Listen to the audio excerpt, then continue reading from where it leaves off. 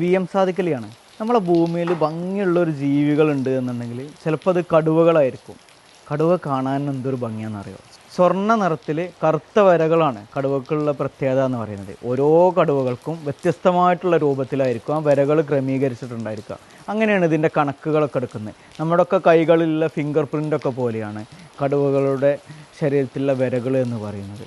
നമ്മൾ കാട്ടിലൂടെയൊക്കെ യാത്ര ചെയ്യുന്ന സമയത്ത്, സഫാരി ചെയ്യുന്ന സമയത്തും ട്രെക്കിങ് ചെയ്യുന്ന സമയത്തൊക്കെ കടുവയെ കാണാനാണ് കൂടുതലായിട്ടും ആഗ്രഹിക്കുക. അതിനൊരു പ്രധാന കാരണം എന്ന് പറയുന്നത് ഒരു പ്രത്യേക ടെറിട്ടറി ഉണ്ട്. ഈ ഒരു ടെറിട്ടറിയിൽ ഒരു കടുവയെ ഉണ്ടായിരിക്കുള്ളൂ. കാരണം കൂട്ടമായിട്ട് കുടുംബമായിട്ട് ജീവിക്കുന്ന ജീവിയല്ല കടുവ എന്നുള്ളതാണ് അതിൻ്റെ പ്രധാന പ്രത്യേകത. ഇണ ചേരുന്ന സമയത്ത് മാത്രമാണ് എന്ത് ചെയ്യുന്നത്, കടുവകൾ രണ്ട് കടുവയൊക്കെ നമുക്ക് കാണാൻ പറ്റുന്നത്. ഇതിൻ്റെ ഒരു പ്രധാന കാരണം എന്ന് പറയുന്നത് ഇണ ചേരുന്ന സമയത്ത് പ്രത്യേകമായിട്ടുള്ള ശബ്ദങ്ങൾ ഉണ്ടാക്കും. ഈ ശബ്ദങ്ങൾ ഉണ്ടാക്കുന്ന സമയത്ത് മറ്റുള്ള കടുവകൾ ഇത് തിരിച്ചറിയും. അങ്ങനെ ഒന്നോ രണ്ടോ കടുവകളൊക്കെ ഫൈറ്റ് ചെയ്ത് ഏറ്റവും അവസാനം ജയിക്കുന്ന കടുവകൾക്ക് മാത്രമാണ് എന്ത് ഇണ ചേരാനുള്ള അവസരം ഈ പെൺകടുവ ഒരുക്കി കൊടുക്കുള്ളൂ.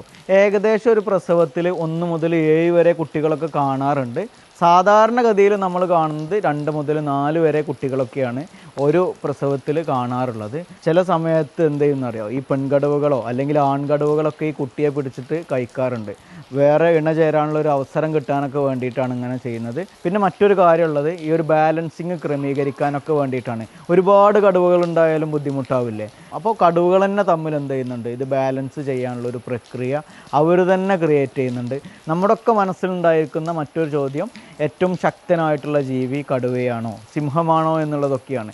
പല ഡിബേറ്റുകളും പല കമൻറ്റുകളൊക്കെ നമ്മുടെ തന്നെ വീഡിയോക്ക് താഴെയൊക്കെ കാണാറുണ്ട്. സയൻറ്റിസ്റ്റുകളുടെ കണക്കൊക്കെ പ്രകാരം 90% കടുവകൾക്കാണ് കൂടുതലായിട്ട് ശക്തി ഉണ്ടായിരിക്കുക എന്നുള്ളതാണ്. 10% ചിലപ്പോൾ സിംഹം ജയിക്കാനുള്ള സാധ്യത ഒക്കെ കാണാറുണ്ട്. ഏറ്റവും കൂടുതലായിട്ടുള്ള സാധ്യത രണ്ടുപേരും ഫൈറ്റ് ചെയ്യുന്ന സമയത്ത് കടുവക്കാണ് കൂടുതൽ ശക്തി എന്നുള്ളതാണ്. ഇങ്ങനെ കടുവയും സിംഹവും ഒരുമിച്ച് ജീവിക്കുന്ന ഒരു സിറ്റുവേഷൻ നമ്മുടെ ഒന്നും കാടുകളിൽ കാണാൻ പറ്റില്ല കേട്ടോ. അങ്ങനെയുള്ള കാടുകൾ നമ്മുടെ ഇവിടെ ഇല്ല. സിംഹങ്ങളുള്ളത് ഗുജറാത്തിലെ ഗീർ വനത്തിൽ മാത്രമാണ് ഏഷ്യയിലുള്ളത്. കടുവകൾ വെസ്റ്റേൺ ഗട്ട്സിലുള്ള എല്ലാ കാടുകളിലും നമുക്ക് കാണാൻ പറ്റും. ഗീർ വനത്തിൽ നമുക്ക് കടുവയെ കാണാൻ പറ്റില്ല എന്നുള്ളതാണ്.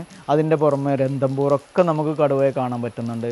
അതുപോലെ സുന്ദർബൻസിലൊക്കെ നമുക്ക് കടുവയെ കാണാൻ പറ്റും. പിന്നെ ആസാമിലെ കാസിരംഗ നാഷണൽ പാർക്കിലൊക്കെ കാണാൻ പറ്റും. 10 മുതൽ 15 വർഷം വരെയൊക്കെയാണ് കാട്ടിലുള്ള കടുവകളുടെ ആയുസ് എന്ന് പറയുന്നത്. കാരണം കൂടുതലായിട്ട് ആക്രമിക്കുകയും ഫൈറ്റ് ചെയ്യുകയൊക്കെ ചെയ്തിട്ട് വേണം അവർക്ക് മാനിനെയും കാട്ടുപോത്തിനൊക്കെ പിടിക്കാൻ വേണ്ടിയിട്ട്. പക്ഷേ മൃഗശാലയിലൊക്കെ കാണുന്ന കടുവകളില്ലേ, ഈ ഒരു കടുവക്ക് ആയുസ് കൂടുതലായിരിക്കും എപ്പോഴും. കാരണം അവർക്ക് അധികം ജോലിയൊന്നും ചെയ്യേണ്ട ആവശ്യമില്ല എന്നുള്ളതാണ്. അവരൊക്കെ മടിയന്മാരായിട്ടൊക്കെ ആയിരിക്കും ഈ മൃഗശാലയിലൊക്കെ ഉണ്ടായിരിക്കുക. 20 വർഷത്തിൻ്റെ മുകളിലൊക്കെ അവർക്ക് ആയുസ് കാണാറുണ്ട്.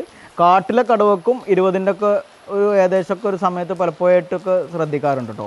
ശരാശരി വരുന്നത് 10 മുതൽ 15 വരെ വർഷമാണ് ഒരു കടുവയുടെ ആയുസ് എന്ന് പറയുന്നത്. അപ്പോൾ ഈ ഒരു കടുവ നമ്മുടെ ബയോഡൈവേഴ്സിറ്റി ആയിട്ടും നമ്മളൊക്കെ ആയിട്ട് ഭയങ്കരമായിട്ടുള്ള ബന്ധമുണ്ട്.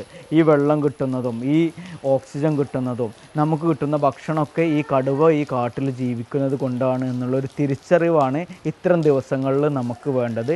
ഇൻ്റർനാഷണൽ ടൈഗർ ഡേ ആണ് ജൂലൈ 29 കേട്ടോ. ഈ ഒരു കാര്യം ഈ ഒരു സമയത്ത് ഇത്തരം കാര്യങ്ങളൊക്കെ നമ്മളൊക്കെ മനസ്സിലുണ്ടായിരിക്കുക എന്നുള്ളതാണ് നമ്മളൊക്കെ ചിന്തിക്കേണ്ട കാര്യം.